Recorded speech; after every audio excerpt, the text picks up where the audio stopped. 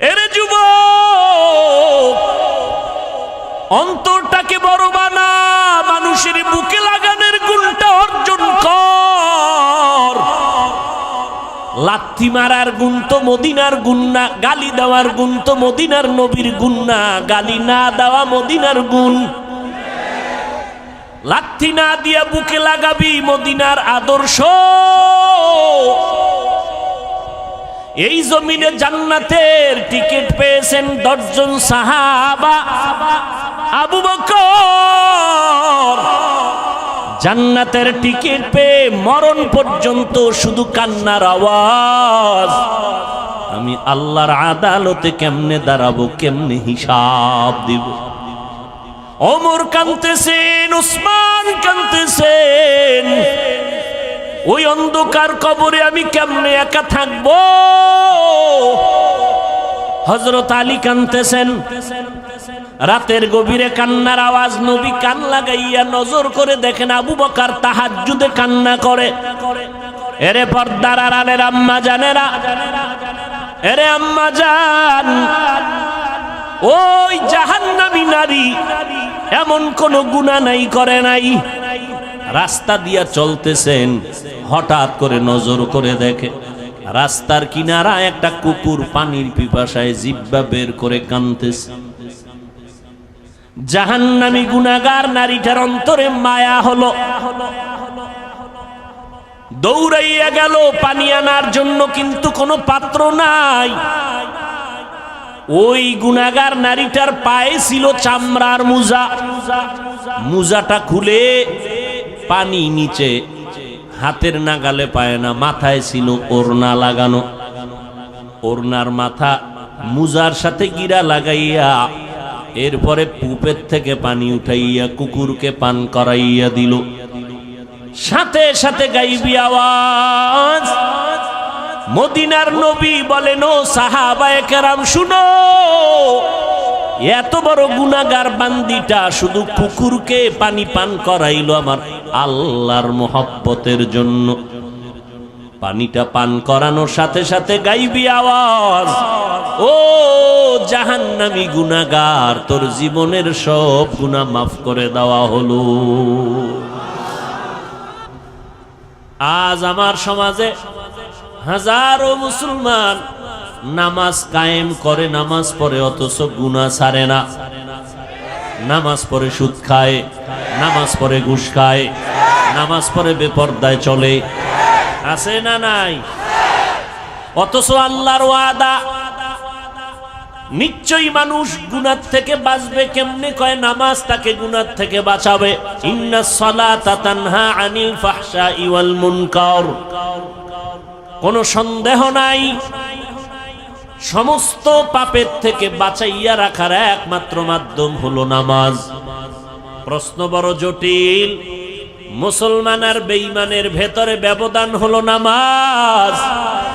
মদিনার নবী বলেন, বাইনাল আবদি ওয়া বাইনাল কুফরি তারকুস সালাহ।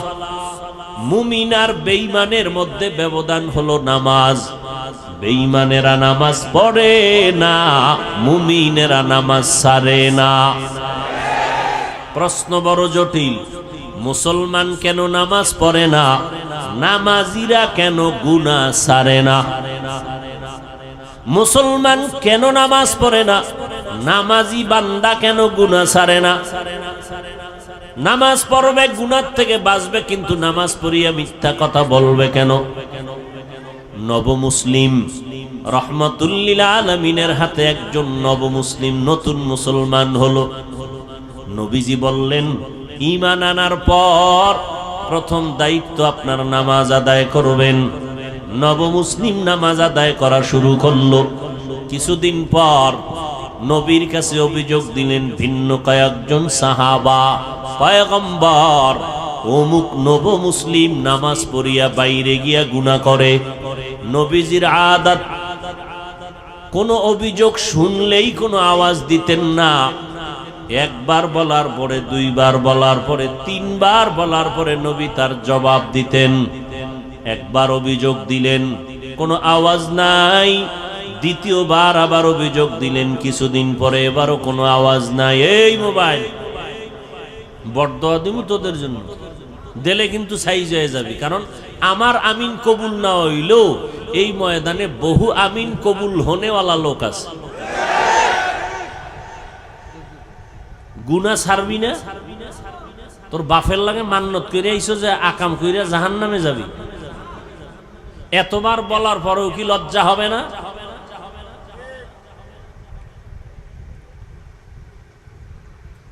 ভাইরা আমার, ছোট ছোট বাচ্চার হাতে মোবাইল, এর মা এর বাবা বলে দায়িত্বশীল মা বাপ, সন্তানকে ধ্বংস করার জন্য আর কি দরকার? আল্লাহ সবাইকে হেদায়েত দান করুন। পয়গম্বরকে তৃতীয়বার যখন অভিযোগ দিলেন, নবমুসলিম নামাজ পড়ে বাইরে গিয়া গুনার কাজ করে, অভিযোগটা কতবার হলো বলেন? নবী এবার জবাব দিলেন, লম্বা চওড়া কথা না, নবীজি কথা বলতেন সংক্ষেপ, তার ব্যাখ্যা হতো অনেক বড়। নবী অল্প কথায় বলে দিলেন, সাহাবায়ে কেরাম কিছুই বলবেন না, তার নামাজ যেদিন ঠিক হয়ে যাবে সেদিন সে গুনাহমুক্ত হয়ে যাবে। মকুন সুসুতি নামাজে পাঞ্জে গানা, ফাওয়াইলুল লিল মুসাল্লিনাল্লাযীনা মুমিনারা ইনামাজ ইমদাদ দা ইস্তাঈনু আয়াতে কুরআন বাখা আয়াতে কদ আফলাহারা ইয়াদকুন গৌর কুন্দর মানি আজ দিল সাদেকুন। ভাইরা আমার, নবী জবাব দিলেন অল্প কথায়, যেদিন নামাজ ঠিক হবে সেদিন গুনাহমুক্ত হয়ে যাবে। তাহলে নামাজ পড়িয়াও গুনাহ করে, কারণ কি বুঝলেন? কি বুঝলেন কারণ? নামাজ ঠিক হয় নাই। জমিনের মধ্যে সর্বশ্রেষ্ঠ জায়গা মসজিদ। قال النبي صلى الله عليه وآله وسلم أحب البلاد إلى الله مساجدها وأبغض البلاد إلى الله أسواقها। পয়গম্বর বলেন, জমিনের মধ্যে শ্রেষ্ঠ জায়গা হলো মসজিদ, আর সব থেকে খারাপ জায়গা হলো বাথরুম। কি ঠিক? বাথরুম কি? বাজার। নবী বাথরুম রে খারাপ না বলে বাজারকে খারাপ কেন বললেন? এর একমাত্র কারণ, মানুষ বাজারে গিয়া যেই পরিমাণ গুনাহ করে ফেলে ওই পরিমাণ গুনাহ বাথরুমে হয় না।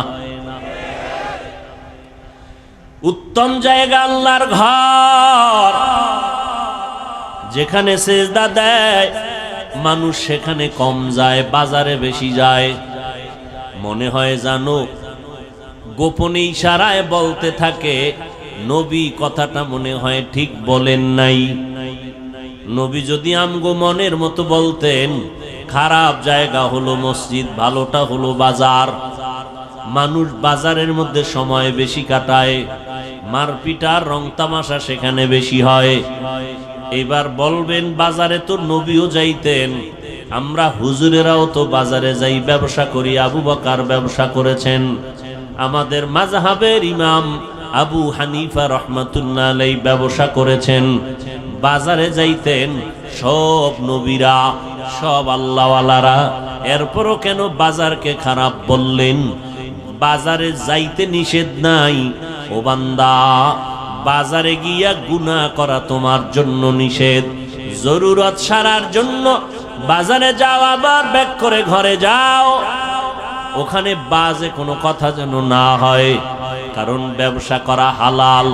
আহাল্লাল্লাহুল বাইআ ওয়া হাররামার রিবা, ব্যবসা আল্লাহ হালাল করেছেন, সুদ আল্লাহ হারাম করে দিয়েছেন। এরে নবীর আশিক, উত্তম জায়গা আল্লাহর ঘর, কিন্তু এই জায়গায় মানুষ ঢুকতে গিয়েও কোনো আল্লাহর ভয় অন্তরে রাখে না। আল্লাহর ঘরে যারা যাবে এরা জমিনের কোনো মেহমান না, এরা আমার মালিক রব্বুল আলামিনের মেহমান। এমপি সাহেব ডাকলে মানুষ কত সুন্দর সজ্জিত হইয়া এমপি সাহেবের ডাকে সাড়া দেয়। ও মানুষ, আপন কোনো আত্মীয়র বাড়ি গেলে পুরান জামা বাদ দিয়া নতুন ড্রেস পরিয়া যায়। আমার আল্লাহর বাড়ি নামাজে যারা যাও, তোমরা গেঞ্জি পরে যাও কেন? ময়লা জামা নিয়ে যাও কেন? আল্লাহর মেহমান তো আল্লাহর ঘরে আল্লাহর সাজে সজ্জিত হয়ে যাওয়া দরকার। সেখানে গেঞ্জি পরে যায়, টুপি নাই, জুতা নাই, আবার গেঞ্জির ভিতরে কত বাঘ ভাল্লুক বানরের ছবি, আবার কত ইংরেজি লেখা আছে না নাই? এই হলো নামাজের হালাত। হ্যাঁ, সবার শেষে যায় আবার সবার আগে বের হয়। পাঁচ বেলার নামাজ তো নাই, ওই জুমার দিন যায় তাও সুন্নতের খবর নাই। সালামের পরে দুরাকাত ইমাম সালাম দিল, বের হয়ে চলে গেল। জুমার সময় এত মানুষ, এরা ফজরেও নাই আবার আসরেও নাই। এই নামাজ দিয়া মানুষ গুনাহ থেকে ফিরবে না। আল্লাহর নবী বলেন কিয়ামতের দিন এই নামাজি তাকে জাহান্নামে নিয়ে যাবে। আল্লাহ তাআলা বলেন আমি মানুষকে একটা কাজের জন্য বানাইছি, ইবাদত। ইবাদত হবে নবীর তরিকায়। সীমানা কত দূর? বলে তোমার জিন্দেগি যেখানে যেখানে যাবে সেখানে ইবাদত। ইবাদতটা নবীর তরিকায় হবে। শুধু জিকির করা ইবাদত না। ও বান্দা, তুমি খানা খাইবা ইবাদত, তুমি খানা খাইবা না তাও ইবাদত। খানা সামনে রেডি, পেটের ভেতরে ক্ষুধা, ইফতারির টাইম বাকি আধা ঘন্টা, ক্ষুধাও আছে, খানাও সামনে আছে হালাল। রোজাদার খাইবেনি কেন? এই সময় খানা খাওয়াটা তোমার জন্য আল্লাহর বিধানে নাই, না খাওয়াটা ইবাদত। খানা হালাল কিন্তু খাওয়া কিনা ইবাদত না। রোজার হালাতে তোমার সামনে খানা, পেটেও ক্ষুধা, তারপরও খাওয়া যাবে না, কারণ আল্লাহর বিধানে নাই, নবীর তরিকায় নাই। এই সময় খানা ক্ষুধা থাকলেও খাওয়া যাবে না, না খাওয়া ইবাদত। নামাজ পড়ো ইবাদত, নামাজ না পড়াটাও ইবাদত। রোজা রাখা যেমন ইবাদত, একটু আগেই কিন্তু জবাব দিয়েছি রোজা না রাখাটাও ইবাদত। ঈদের দিন রোজা রাখা ইবাদত নাকি রোজা না রাখা ইবাদত? সূর্য যখন ডুবে, সূর্য যখন উঠে, তখন নামাজ পড়া ইবাদত নাকি না পড়া ইবাদত? ভাইরা আমার, নামাজ পড়া যেমন ইবাদত, না পড়াটাও ইবাদত। সব হতে হবে আল্লাহর জন্য, মদিনাওয়ালা নবীর তরিকায়। কিন্তু বড় দুঃখ, আল্লাহকেও চিনি না, মদিনাওয়ালা নবীর আদর্শ তরিকাও চিনি না। এখন আমরা কেমনে ইবাদত করব, সিস্টেম কেমনে জানবো?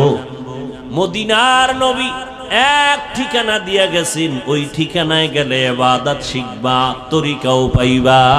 ওই ঠিকানার নাম হলো উলামায়ে আহলে হকের সোহবত। ইলমে রা'জাজু করদান বেহিসাব, খলকে রাদাদান জওয়াবে বাসওয়াব, হক না দারাত দোস্তে খলকা জারেরা, নিস্তে ই খসলত একে দিনদারেরা। আল্লাহর জন্য ইবাদত করো, অল্প হলেও নাজাতের জন্য যথেষ্ট। আল্লাহ বেশি আমলের জন্য তোমাকে টাইট করেন নাই, তাকিদ দেন নাই, বরং আল্লাহ কোরআনের এক জায়গায় বলেন আল্লাযী খালাকাল মাউতা ওয়াল হায়াতা লিয়াবলুয়াকুম আইয়ুকুম আহসানু আমালা। আমি তোমাকে জমিনের মধ্যে পাঠাইছি পরীক্ষা করে, যাচাই করে দেখব কারা উত্তম আমল করে? আকসারু আমালা বলেন নাই, আহসানু আমালা। বেশি আমল আল্লাহ চান না, আল্লাহ চান অল্প আমল, তবে আমলটা হতে হবে আল্লাহর জন্য। ইবাদত কার জন্য? মা খালাকুতুল জিন্না ওয়াল ইনসি বাখা, জুজ ইবাদত নিস্তে মাকসুদ আজ্জাহা। আল্লাহর এক বান্দি, নারী না পুরুষ? আল্লাহ তাআলার এক বান্দি, এমন কোন গুনাহ নাই করে নাই, গুনাহের সাগর, জঘন্যতম গুনাহের মধ্যে লিপ্ত হয়ে নারীটার জিন্দেগিটাকে গুনাহের ফাউন্ডেশন বানায় ফেলল। হেদায়েতের মালিক কে? আর জোরে বলেন, মান ইয়াহদিল্লাহু ফাহুয়াল মুহতাদ ওয়া মান ইউদ্লিল ফালান তাজিদা লাহু ওয়ালিয়াম মুরশিদা। আল্লাহ চাইলে হেদায়াত দিবেন তো হয়ে যাবে, আল্লাহ যদি চান না হেদায়াত দিবেন না, সে হেদায়াত পাবে না। আল্লাহ যদি হেদায়াত না দেন, পৃথিবীর কারো ক্ষমতা নাই তাকে হেদায়াতের দরজা দিয়ে ঢুকাবেন। ভাইরা আমার, আমার নবী যার কোনো তুলনা নাই, যেই নবীর মতো নবী নাই। কেমন নবী আমার, যে নবীর চেহারা মোবারকে একটা নজর দিলে দীর্ঘদিনের ক্ষুধা নিবারণ হয়ে যায়। আরো আস্তে করে বলেন, কেমন নবী আমার। কপাল বড় খারাপ, আমরা সেই নবীরে চিনলাম না, বহু বিধর্মীরা চিনে চিনে আজ কালেমা পড়েছি। মুসলমানের ঘরে জন্ম নিয়া নবীকে চিনলি না রে যুবক। যদি নবীকে চিনতে রে বাবা, ওই নবীর আদর্শ জবাই করতা না, বেঈমানের পা চাটা গোলাম হইতা না। কেমন মায়ার নবী আমার, 23 বছরে এমন এক আদর্শ নবী রেখে গেলেন, কিয়ামত পর্যন্ত নতুন কোন আদর্শের প্রয়োজন হবে না। আমার নবীর আদর্শই পাওয়ারফুল এবং পারফেক্ট, কিয়ামত পর্যন্ত কোনো সংশোধনী লাগবে না। যদি কোনো মুনাফিক আওয়াজ দিয়ে কয় সেই 1500 বছর আগের ইসলামটাকে একটু মডিফাই করা দরকার, সেই মুহাম্মদের 1500 বছর আগের পুরানো আদর্শ একটু চেঞ্জ করা দরকার, জুতা হাতে নিয়ে জানায় দাও রে বেঈমান, তোর বিবেকটাকে পরিশুদ্ধ করা লাগবে, চেঞ্জ করা লাগবে। মুহাম্মদের আদর্শ কিয়ামতের আগে চেঞ্জ করার প্রয়োজন হবে না। এই কোন ইহুদি, কোন খ্রিস্টান, কোন হিন্দু, কোন বৌদ্ধ, কোন বিধর্মী আজ পর্যন্ত বলার সাহস পায় নাই মুহাম্মদের আদর্শকে চেঞ্জ করো। কে পেয়েছে? ইসলামের ব্যানারওয়ালা একদল মুনাফিকরা বলে 1500 বছর আগের সেই ইসলামকে মডিফাই করা দরকার।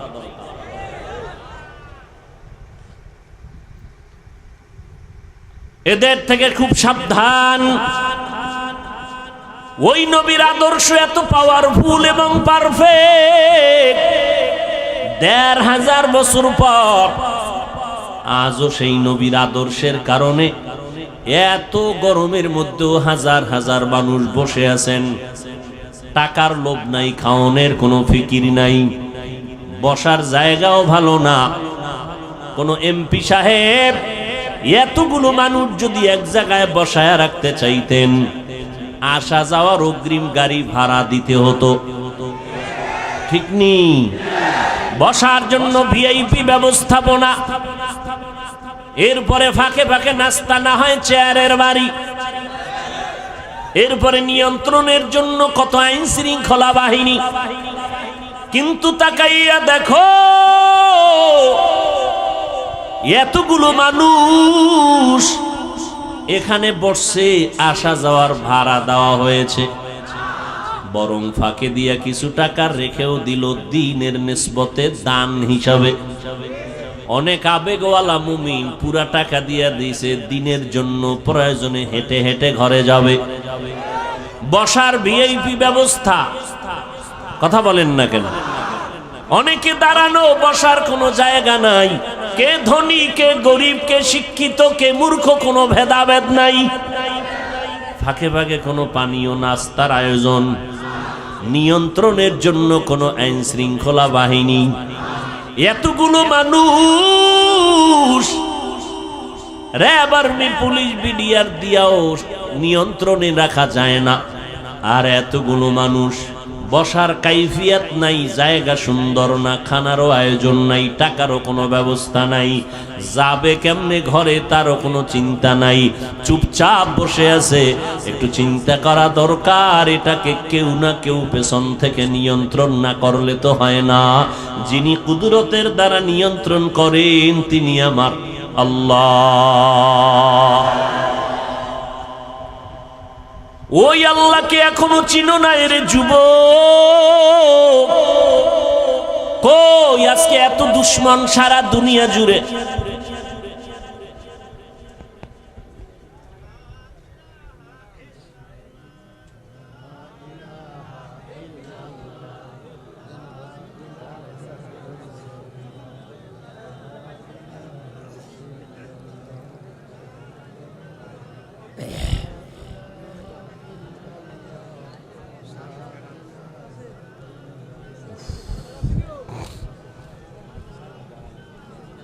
অন্ধকারে পালায় রওনা দিয়েছেন, হাসেন আবার। আমার তো লজ্জা লাগে যে আপনার অন্তরে ভয় আসলো না, অন্ধকারে পালায় যাবেন, এটা কোন অভ্যাস?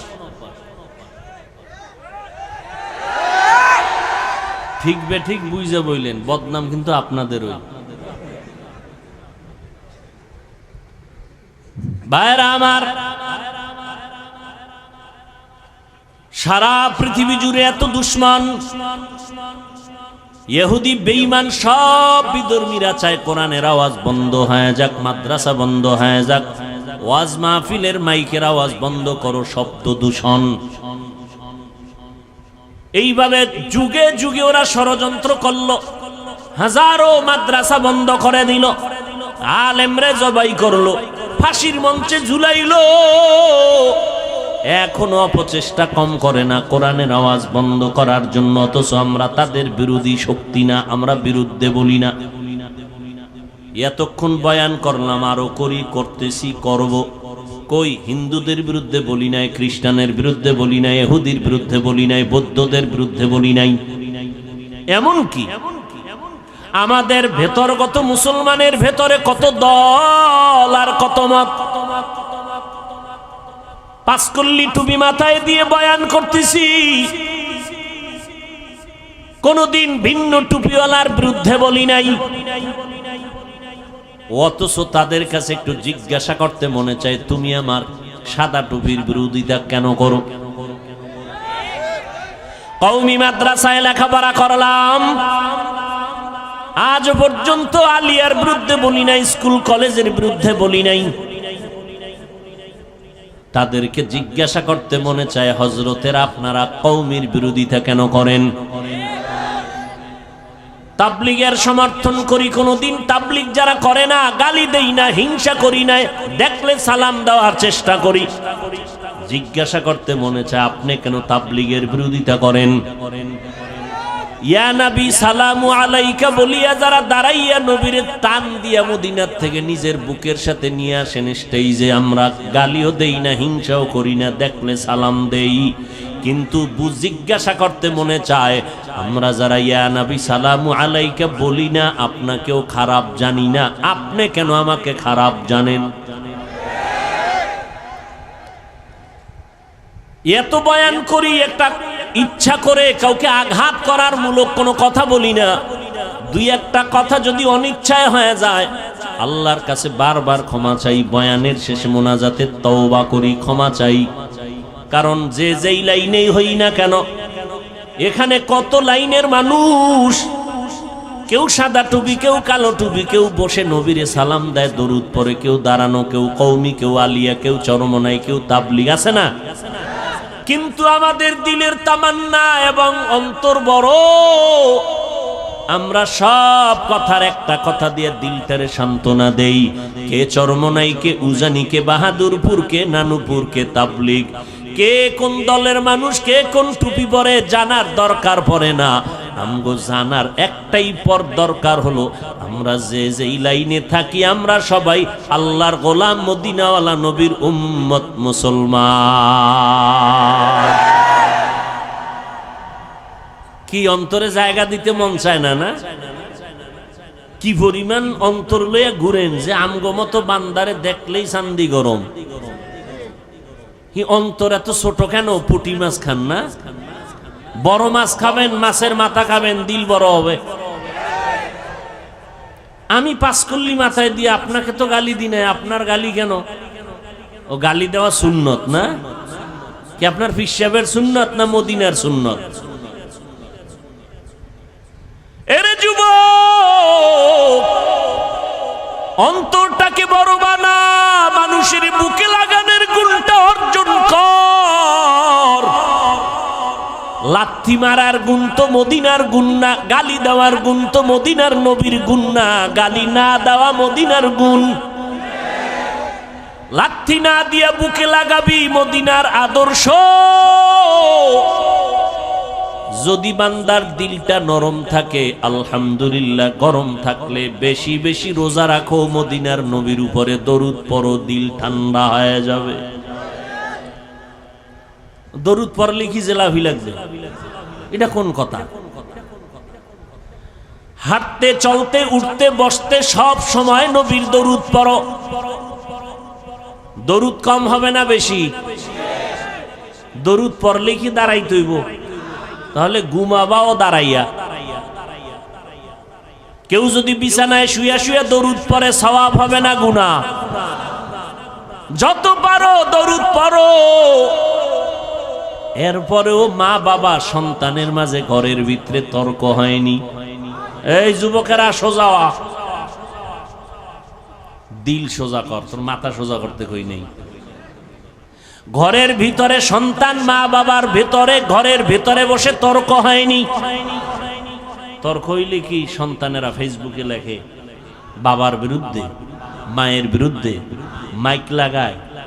তা চারদিকে দুশ্মন আর দুশ্মন, ক্যামেরা ফিট করা সাংবাদিক, গোপন হলুদ সাংবাদিক, দোষ পাইলে তিলেরে তাল বানাবে। আমরা বিতর্গত যদি টুকটাক দ্বন্দ্ব হয়, এটা ফেসবুকে লেখো কেন? ও, তোমার লজ্জা নাই, এই কারণে। তো লজ্জাপতি গাছ আছে আমগো কুয়াকাটা আছে, হ্যাঁ, এই গাছের শিকড় খাও দুইয়া দুইয়া। পয়গম্বর বলেন, লা ঈমানা লিমান লা হায়া আলা। আল্লাহর কসম, আমার সোনার বাংলাদেশে নাস্তিক আছে হাতে গোনা কয়েকটা, বেশি। মাদ্রাসা কম। পীর মুরিদি, মুসলমান, মসজিদ, আলেম ওলামা, ছাত্র। আমাদের সামনে কথা বলতে হলে তো অনুমতি নেওয়া দরকার ছিল, কথা ঠিক না? আমরা কেন দুর্বল? একমাত্র কারণ আমাদের ভেতরে একতাবদ্ধতা নাই। এটাই ইহুদির চূড়ান্ত slogan, divided and rule policy. একটা জাতিকে ধ্বংস করে দেওয়ার জন্য দলে দলে বিভক্ত করে দাও। আর না, আজকে আমরা যদি আল্লাহর গোলাম, রসুলের উম্মত, মদিনার নবীর আশেক মুসলমান হিসাবে এক ব্যানারে থাকতাম, এই সোনার বাংলায় টুপিওয়ালাদের সামনে কথা বলতে হলে অনুমতি নিতে হতো। কিন্তু টুপিওয়ালার বিরোধিতা হিন্দু করবে কখন? তুমিই তো করতেছো। ইমামের পিছনে নামাজ পড়া বাইরে গিয়া ইমামের বিরোধিতা করে, এরকম মুসলমান আশেক নাই? কিতনা বড় নিমক হারাম। আবার বাবায় মরলে কয়, হুজুর আইয়েন একটু দোয়া পড়েন, আছে না নাই? আল্লাহ হেদায়েত দান করেন। ও যুবক, তুমিও মুসলমান, আমিও মুসলমান, তোমার আল্লাহ আমার আল্লাহ আলাদা না এক? তোমার নবী আমার নবী এক, তোমার কোরআন আমার কোরআন এক, তোমার কাবা আমার কাবা এক, তোমার ধর্ম আমার ধর্ম এক। তুমি আমি দুনিয়াতে আসছি এক, নাকি লঙ্গি ভরে আসছো? বিদায় বেলাও সিস্টেম হবে এক। কাফন হবে কয়টা? কথা কয় না। কালার হবে আলাদা। তাবলিগলাদের কাফনের কালার আলাদা। এই দেশে নামদারি সুন্নি যারা, তাদের কাফনের কালার হবে আলাদা, কালো। কাফনের সংখ্যা 3টে, কালারও সবার এক। কে তাবলিগ, কে চরমনাই, কে ওয়াহাবি, কে সুন্নি, কে কওমি, কে আলিয়া, কে আওয়ামী লীগ, কে বিএমপি, কে এমপি, কে মন্ত্রী, কে ধনী, কে গরিব, কে মাওলানা, কে মুফতি, কে বক্তা, কে শ্রোতা। কাফনের ভিতরে যেদিন ঢুকবি সেদিন দেখবি বাহাদুরি আর সে। কাফনের উপরে লেখা থাকবে পিসা হুজুরের লাশ। হ্যাঁ, শেষ বাহাদুরি, সব শেষ। কাফনে ঢুকছো, কার লাশটা ফকিন্নির, কারটা ধনির, কোনো লেখা আছে? এবার কবরের সাইজও হবে এক। কবরের মধ্যে রেখে মাটি পাড়াইয়া দিবে, শুধু পীর সাহেবের সাথে একটা মাইক লাগানো থাকবে, টেলিফোনের যোগাযোগ করবে। কবরের ভিতরে একটা ব্লুটুথ সিস্টেমের মেশিন থাকবে যোগাযোগের জন্য। হ্যাঁ, সব কবরের সাইজও সমান। মাটি দিয়া যখন সবাই বিদায় হবে, 2 জন ফেরেশতা সবার কবরে আসবে। পীর সাহেবের যেই প্রশ্ন করবে, মুরিদেরও সেই একই প্রশ্ন করবে। হিন্দু বৌদ্ধ খ্রিস্টান সবার বেলায় প্রশ্ন 3টা, সব একই প্রশ্ন, কমন প্রশ্ন। রবের পরিচয় দাও, ধর্মের পরিচয় দাও, রাহমাতুল লিল আলামিনের পরিচয় দাও। তুমি কয় টাকার মালিক, কত এলেম ওয়ালা, জানার দরকার। প্রশ্ন 3টা। পরীক্ষা চলতেছে না ছেলেরা এখন? ও যুবক, দুনিয়ার পরীক্ষার প্রশ্নপত্র ফাঁস হইয়া গেলে আগুন জ্বলে সবার অন্তরে। প্রশ্নপত্র ফাঁস হয়ে গেল, পরীক্ষার মান দুর্বল হয়ে গেছে। আমার মাওলার সিস্টেমটা কি তাকায় দেখ রে যুবক। আমার আল্লাহ কবরের 3টা প্রশ্ন ফাঁস করে দিলেন। 3 প্রশ্ন সবাই জানায় দিলেন, আল্লাহ জানায় দিলেন। ও হিন্দু, তোমারও 3 প্রশ্ন, মুসলমান তোমারও 3 প্রশ্ন, প্রশ্ন 3টাই সমান। জানাইয়া দেওয়ার পরেও যদি কবরে গিয়া জবাব দিতে না পারো, একটু চিন্তা কর ফিডার ওজনটা কত কঠিন। প্রশ্নপত্র ফাঁস করার পরেও যদি জবাব দিতে না পারো, জবাব কে দিতে পারবে? যে পারবে সে জান্নাত পেবে, যে পারবে না সে পাবে না। কে পারবে? আমি হুজুর। কোনো গ্যারান্টি নাই, কারণ এই জমিনে জান্নাতের টিকিট পেয়েছেন 10 জন সাহাবা। আবু বকর জান্নাতের টিকিট পেয়ে মরণ পর্যন্ত শুধু কান্নার আওয়াজ। আমি আল্লাহর আদালতে কেমনে দাঁড়াবো, কেমনে হিসাব দিব। ওমর কাঁদতেছেন, উসমান কাঁদতেছেন। ওই অন্ধকার কবরে আমি কেমনে একা থাকবো। হযরত আলী কাঁদতেছেন, অথচ তাদের নামে জান্নাতের টিকিট রেডি। কয়জন? এই জোরে কও যুবকেরা। রাতের গভীরে কান্নার আওয়াজ, নবী কান লাগাইয়া নজর করে দেখেন আবু বকর তাহাজ্জুদে কান্না করে। জান্নাতের টিকিট পেয়ে যদি কাঁদেন, তো আপনার আমার উপায় কি? ও বাহাদুরেরা, এরে পর্দার আড়ালের আম্মা জানেরা আসেনি? এরে আম্মা জান, ওই জাহান্নামী নারী এমন কোন গুনাহ নাই, করে নাই। রাস্তা দিয়া চলতেছেন, হঠাৎ করে নজর করে দেখে রাস্তার কিনারা একটা কুকুর পানির পিপাসায় জিহ্বা বের করে কাঁদতেছে। জাহান্নামী গুনাহগার নারীটার অন্তরে মায়া হলো,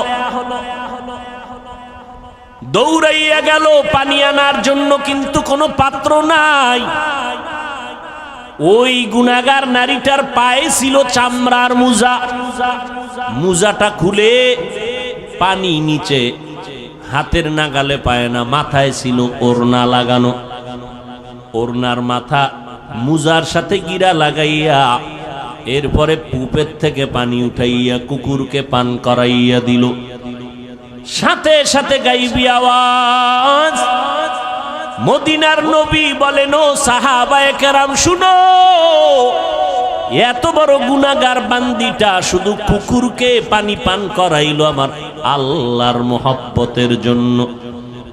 পানিটা পান করানোর সাথে সাথে গাইবি আওয়াজ, ও জাহান্নামী গুনাহগার, তোর জীবনের সব গুনাহ মাফ করে দেওয়া হলো। এই জন্য কোন ছোট নেক আমলকে ছোট মনে করে ছেড়ে দিবেন না, কারণ একটা ছোট আমল যদি আল্লাহ কবুল করে দেয় এটাই আপনার জন্য বড় পাওয়া। আবার ছোট গুনাহকে গুনাহ মনে করে করবেন না, কারণ একটা ছোট গুনাহে যদি আল্লাহ ধইরা ফেলায় আপনার জীবন শেষ। আল্লাহর আর একজন বান্দি জীবনভর নেক আমল করেছে, আগের বান্দি জীবনভর গুনাহ করছে, আর এই বান্দি জীবনভর নেক আমল করেছে।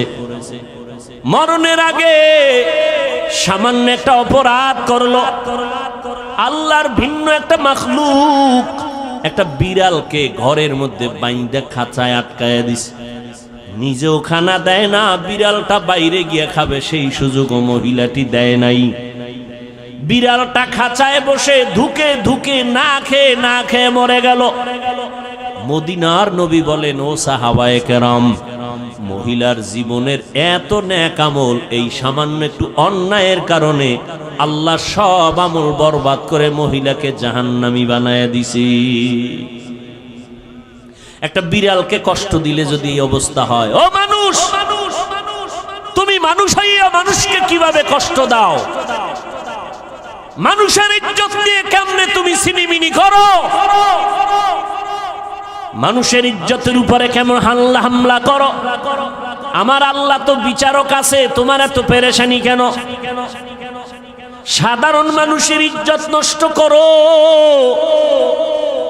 সেখানেও কিছুটা চিন্তা করার সুযোগ আছে, কিন্তু আলেমের ইজ্জত নিয়ে যদি টানাটানি করো তোমার উপায় কি হবে রে বাবা? আল্লাহ তাআলা সব কথার একটা শেষ মোহাব্বতের ডাক দিয়া বলে, বান্দা এত কথা শুই না, ভয় পাইস না, আয় তওবার দরজা দিয়া ঢোক। 70 বছর পর্যন্ত যদি গুনাহ করো, তওবার মতো যদি একটু তওবা করে চোখের পানি ছেড়ে দাও, আমি তোর 70 বছরের গুনাহ একটা সেকেন্ডে মাফ করে তোরে পবিত্র বানায় দিব। ও যুবক, ও পর্দার রানের আম্মা জানেরা, কয়দিন আর বাহাদুরি করবেন? আপনারাও মা, নবীদের মাও যারা ছিলেন তারাও মা, সাহাবায়ে কেরামের মাও মা, আপনারাও মা। খাদিজা রাদিয়াল্লাহু আনহা নবীর স্ত্রীও মা, আপনারাও মা। আয়েশা রাদিয়াল্লাহু আনহা নবীর স্ত্রী, আমাদের মা, আপনারাও মা। হাফেজে কোরআনের মা ও মা, আপনারাও মা। ও মা, এত সম্মান আল্লাহ দিয়েছেন, নবী দিয়েছেন, ইসলাম দিয়েছেন আপনাদের। আল্লাহর কসম, দুনিয়ার কোন তন্ত্র মন্ত্র যদি নতুন করে নারীদের সম্মান দিতে চায়, কসম করে বলে গেলাম, নারীদের সম্মান হবে না, হবে অপমান। আল্লাহ যা দিছে, তোমার আব্বা মিলে কি তার থেকে বাড়াইতে পারবা? মিয়া পাকনামি করো। মোবাইলওয়ালা মোবাইল বানাইছে, মোবাইলটা চালাইলে সুস্থ থাকবে কেমনে তার ক্যাটালগ দিয়েছে। গাড়িওয়ালা গাড়ি বানাইয়া গাড়িটা কিভাবে চালাইলে সুস্থ থাকবে তার ক্যাটালগ দিয়েছে। আল্লাহ বানাইছেন মানুষ, আসমান আল্লাহ বানাইলেন আমার জন্য, জমিন আল্লাহ বানাইলেন মানুষের জন্য, সূর্যের আলো আমাদের জন্য, চাঁদের আলো আমাদের জন্য, বাতাস আমাদের জন্য। এগুলো ব্যবহার কেমনে করবি? আমার আল্লাহ ক্যাটালগ দিলেন কোরআন আর আমার নবীর মাধ্যমে। মন গড়া যদি শান্তির স্বপ্ন দেখো, শান্তি হবে না, হবে অপমান আর অশান্তি। এত দুশ্মন, চতুর্মুখী দুশ্মন আমাদের বিরুদ্ধে। বেঈমানেরাও দুশ্মনী করে, ঘরের মধ্যে মুসলমান ব্যানার লাগাইয়াও দুশ্মনী করে। তাবলীগ বন্ধ করে দাও, জিকির বন্ধ করে দাও, অবু কাল্লাওয়ালারে বন্ধ করে দাও, বায়ান বন্ধ করে দাও। এরকম মুনাফিক আমাদের মাঝে অভাব নাই। এইবার আপনারা বলেন, এত দুশ্মনীর মাঝেও আল্লাহর শুকর, আমরা যারা নবীর তরিকা মানিয়া সুন্নত অনুযায়ী চলি, আমগো সম্মান কমতেছে নাকি বাড়তেছে? আর কেমনে দেখাইলে আপনারা সুন্নত মানবেন? আর কিভাবে বললে রসুলের সুন্নত মানবেন? ও যুবক, নবীর সুন্নতের থেকে আরো কোনো ভালো আদর্শ আছে কিনা বলো, তাহলে আমি নবীরটা বাদ দিয়া তুমি দাও, আমি সেটা গ্রহণ করব।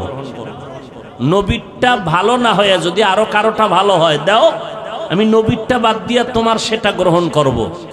দাও। তুমি কেন? পৃথিবীর কেউ পারেনি, পারবে না।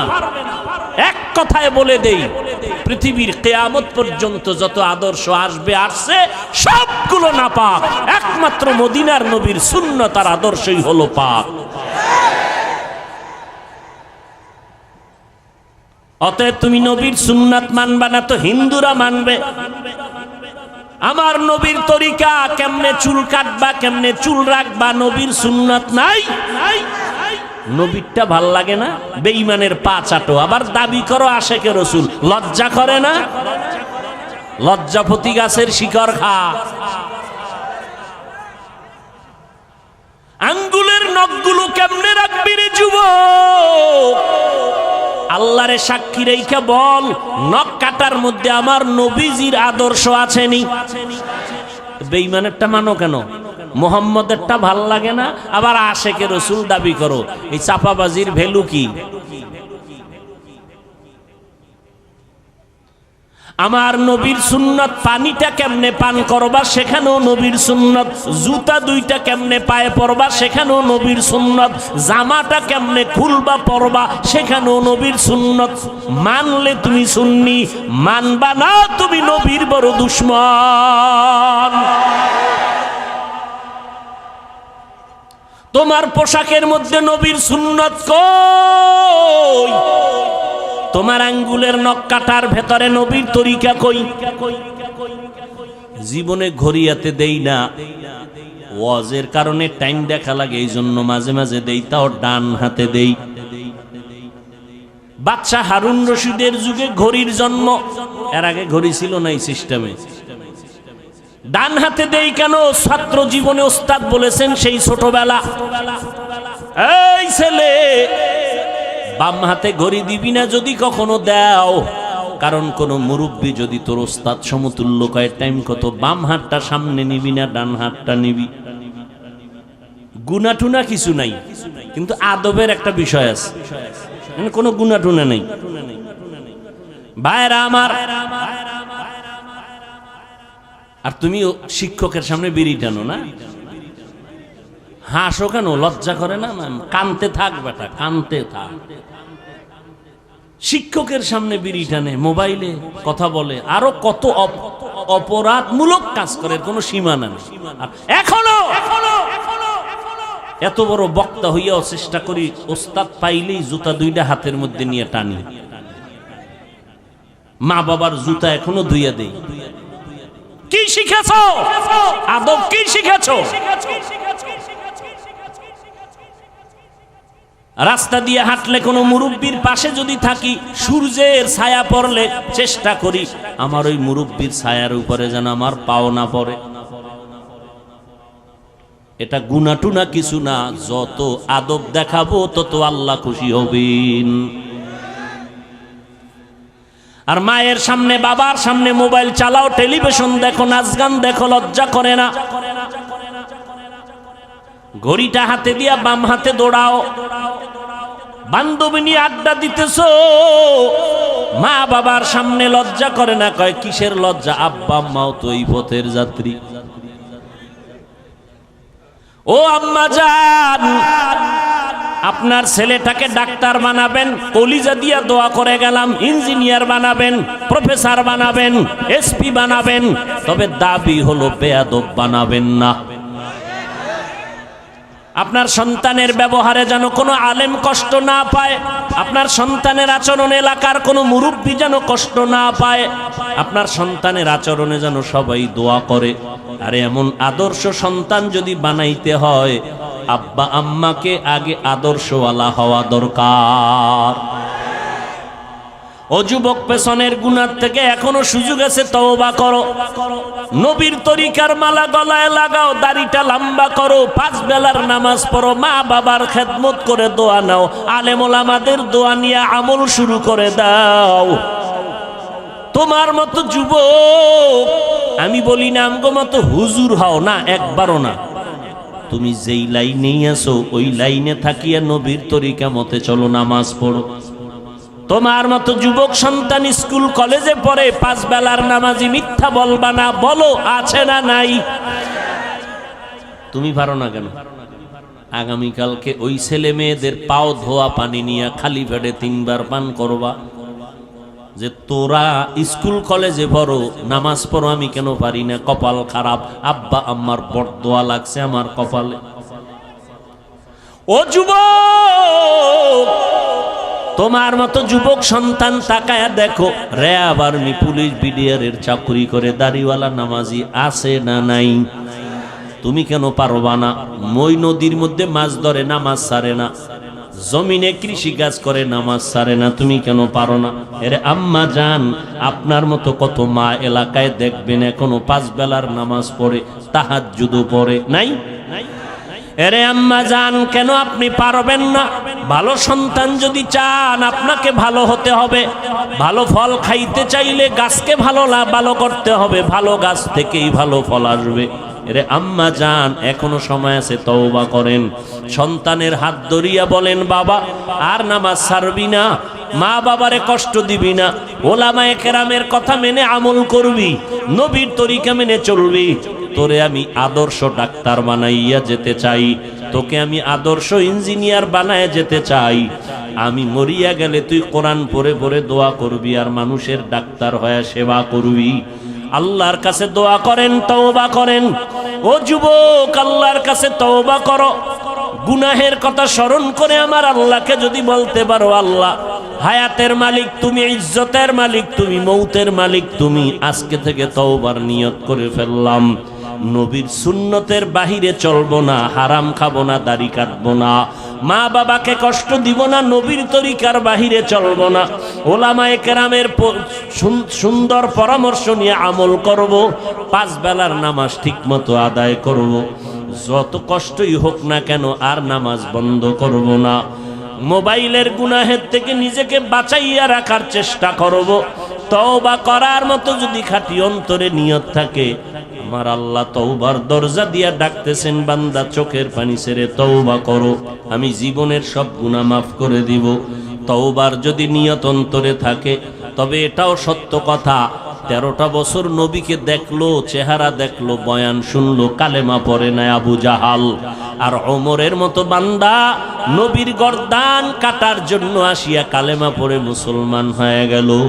এই জমিনেও কিছু মানুষ এমন থাকবে, কাট্টাস পাথরওয়ালা অন্তর নিয়ে ওয়াজে বৈশা কান্না করে বিদায় হয়ে তওবা করে যাবে, আর নামাজ ছাড়বে না। আবার ওই আবু জাহালের মতো পাথরওয়ালা অন্তর, হাজারো বয়ান শোনার পরেও সে কখনো তওবার নিয়ত করবে না। মন শয়তানের ধোকায় পড়ে বলবে, এত ইবাদত করে কি লাভ, এত সুন্নাত মানিয়া কি লাভ, কপাল পোড়া হইয়া আবার ওয়াজের প্যান্ডেল থেকে বিদায় হবে।